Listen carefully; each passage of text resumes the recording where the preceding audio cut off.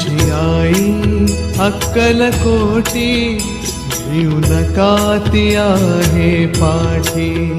माझी आई अक्कलकोटी भिऊ नका ती आहे पाठी. जीव भी भक्तांसाठी, जीव भी भक्तांसाठी तिचे नाम घेऊया ओठी. माझी आई अक्कलकोटी भिऊ नका ती आहे पाठी.